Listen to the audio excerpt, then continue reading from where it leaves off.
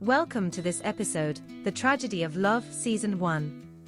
In the heart of the city of Anudaka, in the central region of the Republic of Sogol, stood JDJ Jewelry Boutique, otherwise known as JDJ Boutique. A place of elegance and classy ladies' fashion of jewelry. Jolato Durigo, the CEO of JDJ Boutique, was in her monthly stock, taking routine with the supervisor and the cashier.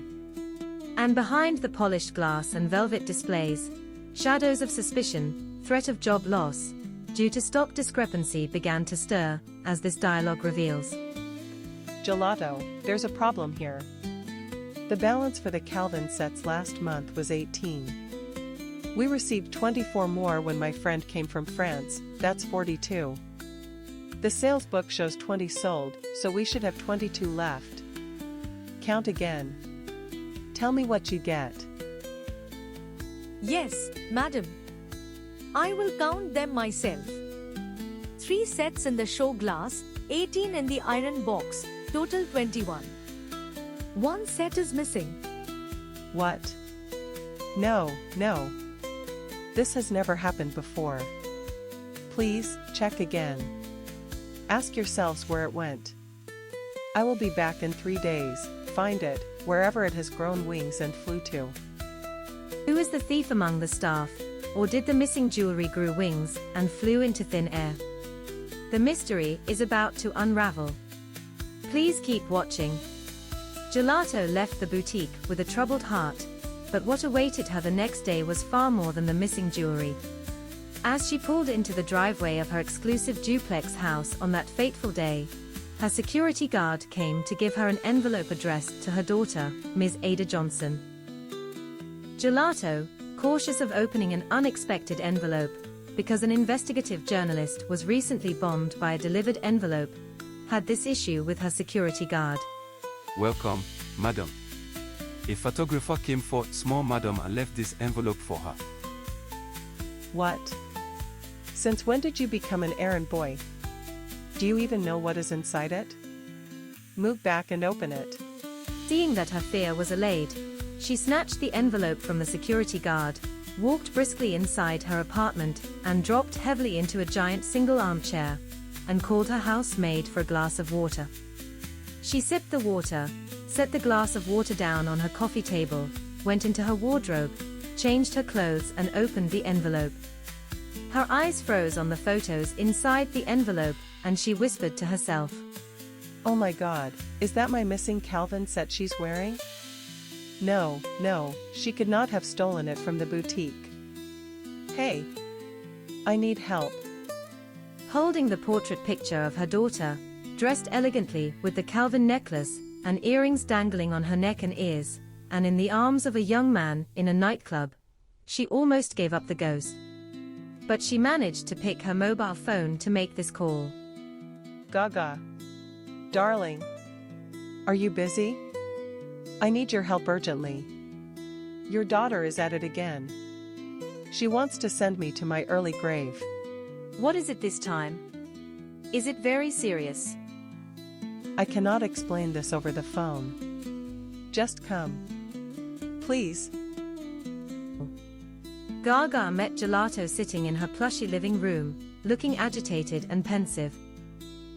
Jolato did not give Gaga a welcome attention, nor allow her to sit down, before bursting out her anger as thus. Look at this, my sister. Your daughter, in a club, cigarette in one hand, alcohol in the other. Gaga, I'm finished. Calm down, my friend. You are not finished. Let me handle this. Has Adah come back from school? Bring her here now. I might just kill her in front of you.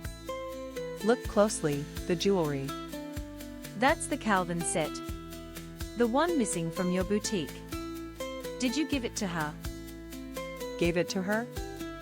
I wish I did, then we will not find it missing. We discovered it missing today during stock taking. Thus. And so, the pieces began to fall into place, a trail of small thefts of cash, graduating to burglary, and the exposition of daughter's secret life. Removing the Calvin set of jewelry from the boutique marked Adah's domestic brigandary. Gaga was spellbound to hear her friend exposed all of Adah's naughtiness, as the dialogue continued. She has been pilfering cash, making incessant money demands from school. Once, when I was in Paris, my room was ransacked, some jewelry were missing. I think she is supporting a boyfriend. At 19. Not surprising. Some are already mothers or married. We can only counsel them, but taking items from your boutique without permission. That's theft. Exactly. I won't let her ruin my business. Let's hear her side. I will call her now. It's ringing, but she's not picking. Never mind. She'll be home for mid-semester break in a few days. Then, a volatile home front awaited Adah for her mid-semester break. Her mother was poised for war. What would happen when mother and daughter finally stood face to face, could not be guaranteed, and unless there was divine intervention, something dreadful was lurking around the seemingly peaceful and luxurious home. 3 days passed like a slow-burning fire. Jolato's anger simmered, but the storm was yet to break, until mid-semester break brought the culprit home. She arrived by taxi, because her mum was too angered to pick her from the bus terminus, as usual. Fortunately, divine intervention was on stand. Gaga, the social mother to Adah and a close friend of her mother, arrived at Jolato's earlier that day to save any ugly uproar. As Jolato stood at the door, probably to bounce on Adah, Gaga stood on guard and the following scene was recorded. Welcome home, Adah. Hi, Mum. Hi, Auntie Gaga. What Adah didn't know was that the house she walked into was a ticking bomb, but with the presence of Gaga in the house, the bomb was kept unexploded. Gaga spent over an hour placating Jolato, and also allowing Adah to refresh from her trip from the campus. She then later moved to her room for this dialogue. Hi, Auntie Gaga. Welcome to my room. Yes, my daughter. How was school and your trip back home? Good. And my trip was smooth. My daughter. I am here for a serious talk with you. You can guess your mother, my friend, is not happy with you. I have to come to ensure nothing bad happened between both of you. She discovered that a very expensive set of Calvin jewelry was missing in the boutique. A photographer brought the pictures of you in a nightclub, dressed with the jewelry. Why would you remove the jewelry from the boutique without your mother's permission? Please, Auntie. Help me to plead with my mother. I did not intend to steal it. I was hoping to return it to the boutique after the party. Okay. My daughter, it is good that you own up. I will resolve everything. Can I have the jewelry and plead with your mother with it? Yes, Auntie. But it is not here with me. I have to go get it and bring it to you. The can of worm about the Calvin jewelry is about to open. Watch on. Mensah Adojo's name came into the picture. Mensah was a final year undergraduate of Columbus University, and the boyfriend of Adah Johnson, who was a second-level student of the neighboring Stonebridge University of Science. Mensah was struggling with tuition payments to complete his business administration program, and Adah became his rescue. Most of Adah's incessant demands for funds from her mother were converted to bail out Mensah. After the dialogue between Gaga and Adah about the missing jewelry, Adah went to Mensah and both discussed about the missing jewelry, thus. Oh, Mensah. There is fire on the mountain. Trouble in my bunk. Where is that set of jewelry? Hope you have not sold it yet. Where is it, please? My mother is drawing the dagger. I must return the jewelry. Oh. Only last night I gave it to my cousin, Lucy. She said she had a buyer for it who could pay a good price. I guess she may not have sold it by now, but we can go to her to find out. What are we waiting for? Let's go to Lucy immediately. Both went to Lucy's place, but could not find her at home. She may have gone out to hawk the Calvin jewelry to the highest bidder. Adah and Mensah sat on a bench under a tree, praying Lucy arrived back home, without a buyer for the jewelry. And they kept talking about the issues. What shall we do now? As I speak, my mum's best friend is in my room waiting for me to bring the jewelry so that she can pacify my mum for removing it without her permission. I can never go home without it, and so we have to wait for your cousin, even if it means waiting 24/7. My love, Ad baby, take it easy and calm down. You know we are in the public here.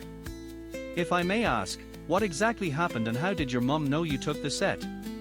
As we discussed earlier, I think you said your mum will suspect her staff at the boutique and she will never suspect you. Yes, that was my assumption, but for the stupid photographer. He blew it by giving our photographs at the nightclub to our security guard, who in turn gave them to my mum.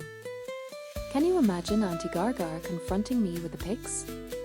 I was like a rat caught with a fish. Oh my gosh. I pray my cousin hasn't sold it. You will have to return it. I will rather drop out for my final semester than to get you into serious trouble with your mum. This is a very serious situation. Drop out in your final year? Never. It is not going to happen. After all the struggles and hard work for 4 years, then drop out now?